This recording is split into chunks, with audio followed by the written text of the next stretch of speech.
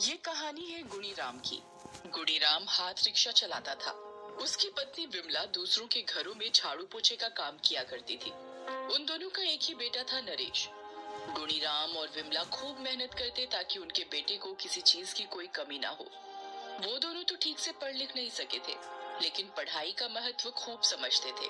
तभी तो उन्होंने नरेश का एडमिशन भी अच्छे स्कूल में करवाया था, ताकि पढ़ लिख कर वो अच्छी जिंदगी जी सके और उसे उनकी तरह संघर्ष न करना पड़े। एक दिन गुणीराम का बेटा अपनी झोपड़ी के बाहर उदास बैठा है। उसकी माँ हाथ में खाने की थाली लिए उसके पास खड़ी है। ये क्या जिद है बेटा? खाना नहीं खाओगे तो कैसे चलेगा? अम्मा, हम तुमको कहे ना कि हमको भूख नहीं है। सुबह से शाम होने आई और तुम्हें भूख ही नहीं लगी? थोड़ा सा खा लो ना बेटा। एक और अपनी अम्मा के लिए खा लो ना। चलो आ करो। आ अम्मा, तुम समझती क्यों नहीं हो? हमको नहीं खाना है खाना वाना। तभी गुणीराम अपने घर पहुंचता है। उसे देखते ही उसकी पत्नी उसे बोलती है, आप आ गए जी। देखिए ना, नरेश सुबह से उदास बैठा है और तो और उसने एक निवाला भी नहीं खाया है। अरे, उसकी तबीयत तो ठीक है ना? गुणीराम अपने बेटे के सिर पर हाथ लगाता है। बुखार? बुखार तो नहीं है इसे। बेटा नरेश, क्या हुआ है बाबू मेरा? है? बोलो ना बेटा। ऐसे चुप मत रहो। तुम खाना क्यों नहीं खाए आज? बाबूजी, अब हम स्कूल नहीं जाना चाहते। हाँ। अरे, स्कूल नहीं जाओगे? लेकिन क्यों बेटा? किसी ने कुछ बोला क्या तुमको? बाबूजी, हमको एक कंप्यूटर चाहिए। बिना उसके हमारा होमवर्क अधूरा रह जाता है। फिर जब मास्टर जी हमें डांटते हैं तो सभी बच्चे हमारा मजाक उड़ाते हैं। अरे, बस इतनी सी बात। तुमने पहले क्यों नहीं बोला? है? तुम्हारे बाबूजी ले आएंगे तुम्हारा कंप्यूटर। है? वैसे ये मिलता कितने का है? गुणीराम का बेटा बहुत होनहार था। वो नहीं चाहता था कि किसी चीज की कमी के कारण उसकी पढ़ाई पर असर पड़े। वो उसी समय कंप्यूटर की दुकान पर गया। 30,000? ये तो बहुत ज्यादा है। तो तुम्हें क्या लगा था? 30 रुपए में कंप्यूटर आता है क्या? पता नहीं कहाँ कहाँ से चले आते हैं। अब इतने पैसे तो गुणीराम के पास थे नहीं। उसे कुछ सूझ नहीं रहा था कि वो क्या करे। वो उदास होकर घर लौट आया। रात का समय है। गुणीराम और विमला बातें कर रहे हैं। इतने पैसे कहाँ से आएंगे जी? मैं सोच रहा हूँ कि अपना रिक्शा बेच दूं। अरे, रिक्शा बेच देंगे तो कमाई कैसे होगी? तुम चिंता क्यों करती हो? मैं मजदूरी कर लूंगा, फिर से पैसे जोड़कर अपना रिक्शा ले लूंगा। लेकिन अगर पैसों के कारण नरेश की पढ़ाई रुक गई तो खुद को कभी माफ नहीं कर पाऊंगा। गुणीराम अपना रिक्शा बेचकर कंप्यूटर ले आया। नरेश कंप्यूटर देखकर बहुत खुश हुआ। गुणीराम मजदूरी करने लगा।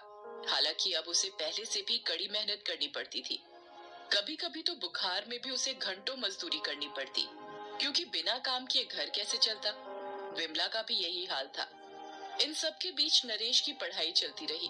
वो पढ़ाई में बहुत होशियार था और हमेशा अव्वल आता था। हर बार जब वो मेडल लेकर घर आता तो विमला और गुणीराम की आंखों में आंसू आ जाते। समय अपनी गति से आगे बढ़ता गया। नरेश स्कूल, कॉलेज, फिर यूनिवर्सिटी की सीढ़ियां चढ़ता गया। जैसे जैसे वो ये सीढ़ियां चढ़ता, पढ़ाई का खर्च भी बढ़ता। फिर तू वही बातें करने लगा। तेरे माँ बाप बूढ़े जरूर हो गए हैं, लेकिन अभी जिंदा है। तू बस अपनी पढ़ाई पर ध्यान दे। फीस कैसे भरोगे वो चिंता हम पर छोड़ दे। लेकिन अम्मा, तुम्हारी अम्मा बिल्कुल ठीक कह रही है। तू सिर्फ मन लगाकर पढ़, सारा इंतजाम मैं देख लूंगा। हाँ। आखिरकार गुणीराम और विमला के साथ साथ नरेश की मेहनत भी रंग लाई। यूनिवर्सिटी की पढ़ाई के तुरंत बाद उसने अफसर की परीक्षा पास कर ली। क्या कहा? तू बड़ा अफसर बन जाएगा? तुझे बड़ी सी गाड़ी भी मिलेगी? हाँ बाबूजी, और उस गाड़ी में आपको और अम्मा को बिठाकर पूरा शहर घुमाऊंगा। अब आपको ना तो मजदूरी करने की जरूरत है और ना अम्मा को बर्तन मांजने की। अब मुझे आप दोनों की खूब सेवा करनी है। आप लोगों के हाथों के छालों का कर्ज उतारना है। सुन रहे हैं जी, हमारा बेटा कितनी बड़ी बड़ी बातें करने लगा है। नरेश अफसर की ट्रेनिंग के लिए कुछ दिनों के लिए बाहर चला गया। वहां से जब वो लौटा तो उसे एक बड़ा सा सरकारी क्वार्टर मिला। वो अपने अम्मा बाबूजी के साथ वहीं शिफ्ट हो गया। लेकिन कुछ दिनों बाद ही नरेश के हाव भाव बदलने लगे। अफसरी का खुमार उसके सिर चढ़कर बोलने लगा। जिस माँ बाप ने उसे कड़ी मेहनत से पाला था, वो अब उसकी आंखों में चुभने लगे थे। एक दिन वे किसी रेस्टोरेंट में खाना खाने के लिए गए थे, तो गलती से कुछ खाना विमला के कपड़ों पर गिर गया। रेस्टोरेंट में सभी लोग उसे घूरने लगे। नरेश को बहुत बुरा लगा। उसने वहां तो कुछ नहीं कहा, लेकिन घर आप लोग भी ना हद करते हैं, हद। न उठने का शऊर, न बैठने का, न खाने का, न पीने का, और न ही कपड़े पहनने का। क्या हो गया बेटा? क्या हो गया? देखा नहीं वहाँ सभी लोग हमें कैसे घूर रहे थे। आप लोगों के साथ कहीं जाना मतलब अपनी बेइज्जती कराना है। नरेश अपने माँ बाप से अब बहुत कम बात करता, और जब करता तो कुछ जहर भरी बातें ही उन्हें कहता। गुणीराम और विमला अपने बेटे के इस तरह के व्यवहार से दुखी तो बहुत थे, लेकिन वो बेचारे क्या करते। एक दिन उसके घर में पार्टी थी। उस पार्टी में बड़े बड़े लोग आने वाले थे। बड़ी शानदार पार्टी दी है आपने नरेश जी, है? खाना वाना सब जबरदस्त है। अरे शुक्रिया मेहता जी, शुक्रिया।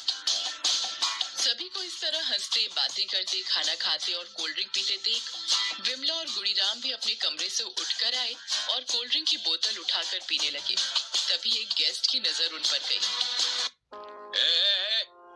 तुम दोनों किससे पूछकर ये ड्रिंक पी रहे हो? नौकर हो ना यहाँ? नौकर होकर यहाँ मालिकों के बीच ड्रिंक पीने लगे हैं? वो भी बिना किसी से पूछे। हिम्मत कैसे हुई तुम लोगों की? नरेश, नरेश! शोर सुनकर नरेश उनके पास पहुंचा। नरेश, ये देख लो अपने नौकरों को, हैं? इन्हें जरा भी तमीज नहीं है, हैं? नौकर? नहीं तो क्या मालिक हो तुम इस घर के, हैं? बदतमीज, हैं? नरेश, यही वो लोग हैं जो हमारे अच्छाई का फायदा उठाते हैं। फिर एक दिन हमारे घरों में चोरी करके फिर दूसरे शिकार की तलाश में निकल जाते हैं। मेरी मानो, तुम अभी इन दोनों को धक्के मारकर यहाँ से निकाल दो। नरेश के सामने उसके माँ बाप का अपमान होता रहा, लेकिन वो चुप रहा। पार्टी खत्म होने के बाद जब सभी गेस्ट चले गए, तब नरेश ने बोलना शुरू किया। हो गई ना तसल्ली? पड़ गई ना आप दोनों के दिल में ठंडक? कहा था ना आप दोनों को पार्टी में नहीं आने के लिए। वो बेटा, कोल्ड ड्रिंक देखकर तुम्हारे बाबूजी को पीने का मन कर रहा था, इसीलिए चले गए। क्या अम्मा, आप लोग भी ना? लेकिन तुम्हारे दोस्तों ने जब हमें चोर कहा तो चुप क्यों रहा? तो क्या करता? क्या बोलकर आप लोगों से उनका परिचय कराता? ये बोलता कि ये मेरे बाबूजी हैं जो रिक्शा चलाते थे, मजदूरी करते थे। ये मेरी अम्मा है जो दूसरों के घरों के जूठे बर्तन मांजा करती थी। बताइए, ये सब सुनकर मेरी क्या इज्जत रहती उन लोगों के आगे? हाँ बेटा, तू बिल्कुल ठीक कह रहा है। तू इज्जतदार हो गया है, अब पहले से कहीं समझदार हो गया है। लेकिन तू भूल गया कि इस समझदारी के लिए तेरे माँ बाबूजी ने क्या क्या किया है। कोई एहसान नहीं किया है आप लोगों ने, सभी करते हैं। वैसे भी मजदूरी करके और घरों में झाड़ू पोछा करके आप लोगों ने मुझे कोई रईसों वाली जिंदगी नहीं दी है। एक एक चीज के लिए समझौता किया है मैंने। गुणीराम और विमला अपने बेटे की बातों से बहुत दुखी हुए। उन्होंने उसे ज्यादा कुछ तो नहीं कहा, लेकिन उनकी आत्मा तक उसकी बातों से रो पड़ी।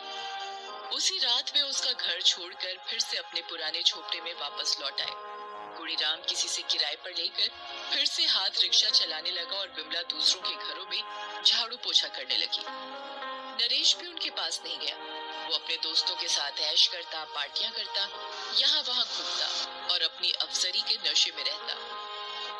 लेकिन एक दिन जब वो अपनी गाड़ी से अपने दोस्त के घर से पार्टी करके वापस लौट रहा था, तभी सामने से आ रहे एक ट्रक से उसका भयानक एक्सीडेंट।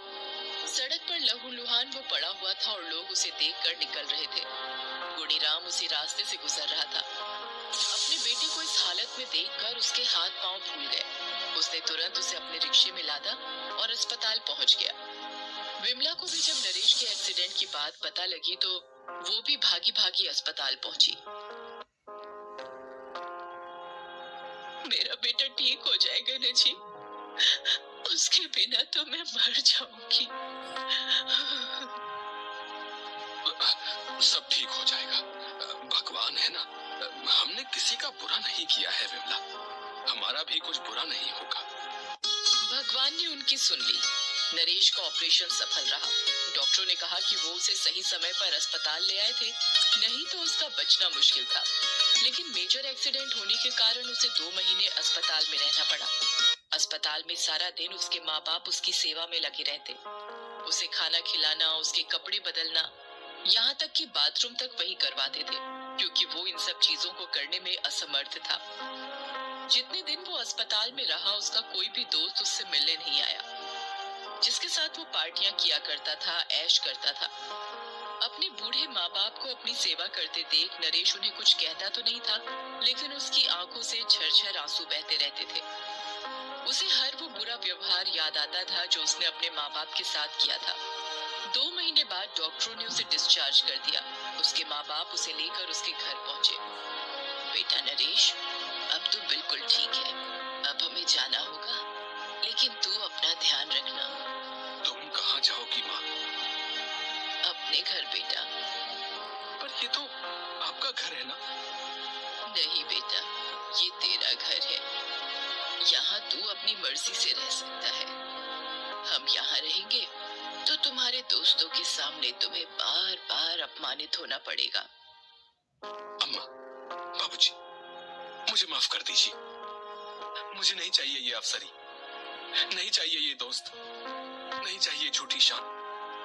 मुझे मुझे आप चाहिए, मेरी माँ, मेरे बाबूजी चाहिए। उनके बिना जीवन कुछ भी नहीं, कुछ भी नहीं। ये कहते कहते नरेश अपने माँ बाबूजी के पैरों पर गिर पड़ा। उसके माँ बाबूजी